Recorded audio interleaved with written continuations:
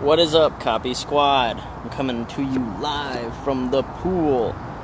So today what I want to talk to you about is something really cool that I saw in this book, Thinking Fast and Slow.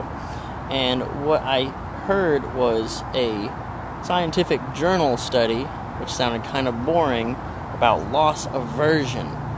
And what I realized about this boring scientific study is that it really feeds into exactly what I've been saying for a little over a week and a half now about the 4 principles of copywriting, okay? And I think I'm going to extrapolate this to the 4 selling principles, because it's not just about copywriting. Although it's critical to copywriting, it plays such a huge role in just sales, right? Copywriting is salesmanship in print.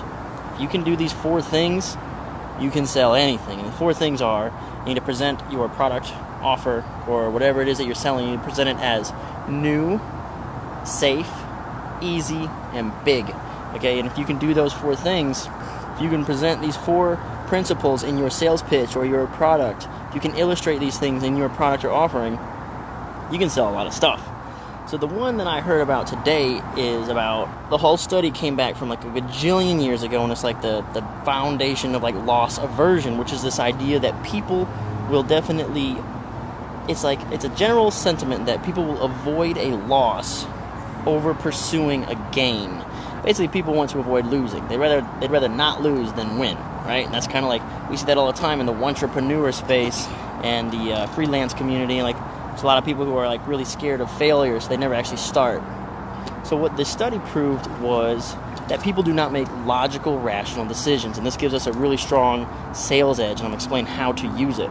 So basically, when given 2 sets of alternatives, one would be like a logical-based gamble, and one would be like a surefire thing. People would choose a surefire thing, even if it means they lost some money or quote-quote paid a premium. So let me go ahead and put this into a figure for you. You say you have a gamble. The gamble is you have an 80% chance to win $100 or the 20% chance to win $10, okay? So you got 80-20 chance there. 80 gets you 100, 20% gets you 10. So the dollar value of this gamble is worth $82, because 80% times 100 plus 20% times 10 comes to $82 is how much that gamble is worth. Or you can be presented with the opportunity to win $80 guaranteed. Now notice, you have an 80% chance to win $100, a guaranteed chance to win $80, and then 20% chance to win 10. I hope I'm not confusing you with all the numbers, right? But people almost like unanimously choose the surefire thing. They choose the $80 victory, even though they could have won 100. They had an 80% shot at winning 100. They choose the $80 sure thing. So what this teaches us, if you really think about it, is that first off, the power of safety as a sales principle. If I can make sure that you, the customer, the reader, whoever I'm speaking to and trying to sell to, if I can make sure that they perceive what I'm saying as a surefire win, like if I can make it seen as guaranteed and safe as possible, then I am almost guaranteeing the sale, right? Because if I could offer you an 80% chance to win $100 and you still choose $80 because it's guaranteed, you would pay a premium. Basically, you pay $20 to win $80 because it's just guaranteed. So now you can see there's a scientific backing that says that safety is like a super, super powerful principle, because people are risk averse, loss aversion. People would rather avoid losing money. They don't want the 20% chance they only get $10, right? They're so scared about that small minority percentage of failure that they will completely sell out that 80% chance to get 100, because they are so worried about the loss, about the worst possible scenario. So that's very powerful stuff to know, okay? So first, we know that we can actually use that in our favor, because if we can paint our opportunity as the guaranteed thing, as the $80 that's 100% guaranteed, then we know that we have that sale, right? But now look at the flip side. There's another argument. You can use the power on the other side of this to actually sell as well, because now what I can do is, if I can make my opportunity the guaranteed $80, I also have the same power to make the alternative seem like the 20% chance to get $10. So if I'm going to sell you a stock tip, I'm going to sell you like this breakthrough technology you should invest in, I'm going to sell you anything like that, What I need to do is prove to you that it's safe first. Or maybe I don't have to do it first. Forget order. Just think about this. I got two things I got to do. Prove to you that it's safe, that it's the $80 that's guaranteed. But then, right on the heels of that, or even before that, I can prove to you that the other alternative is garbage. So it's simple as this. There's a new breakthrough technology. Nobody knows about it yet, so it's super cheap. You can get in now. You can get in early. People who do will make millions overnight. It's going to be the next Facebook. It's going to be the next Apple, the next Amazon. It's coming. You need to get in now, fast. Here's all the proof. I've seen Bill Gates talk about it. I've seen Tim Cook talk about it. I've seen Amazon invest in it. I see all this stuff happening. Everyone's jumping in. This is a sure thing. Like, even the smartest investors in the world, they're jumping in on it, okay? I'm establishing that this is insured and safe, right? It's predictable. You know what's going to happen.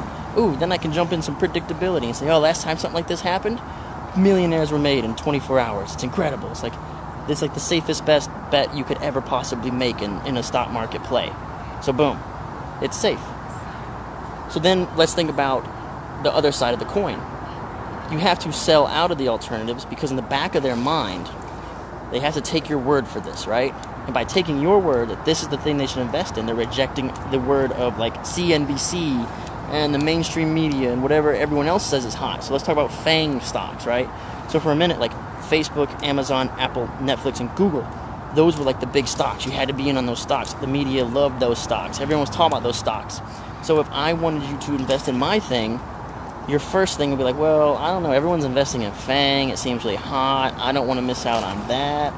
So what I can do is say, hey man, I just take this same principle, safety and predictability, and I prove to you that that's not safe. Look at what happened to Facebook. They lost $120 billion market value a couple months ago when they missed on like some earnings or something, and their stock went straight in the toilet, right? Can Google even get any larger? Like, they're trying to move into China, and guess what they have to do to get into China? They have to corrupt the search engine. They have to corrupt their values and allow China to manipulate what people can search and see, which is totally against their core values and principles. They're going to go in the crapper soon, all right? Netflix. Look at Hulu. Look at all these other competitors coming up, man. Like, I can sit there and I can just debunk and prove to you that, hey, man, these things are not as safe and secure as you might think.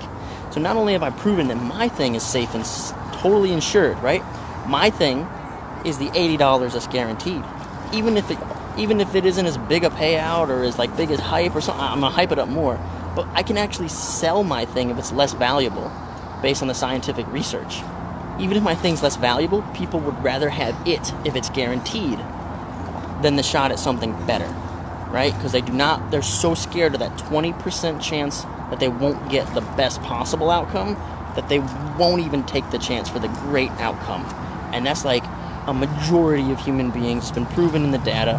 And I've seen these loss aversion studies before, but it wasn't until I started putting together these 4 pillars of copywriting that I really started to put it together, right? And I started writing this book.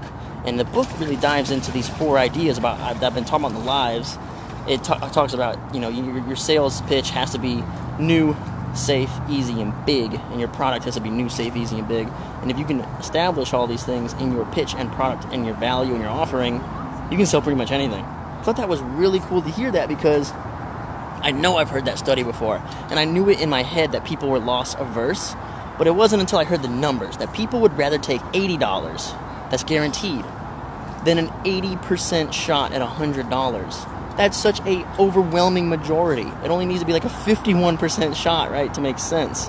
And they won't even take an 80% shot at $100. And it's not like they walk away empty-handed or lose money. They have a 20% shot at $10. And they still take the $80. They basically pay $20 to get a surefire deal of $80.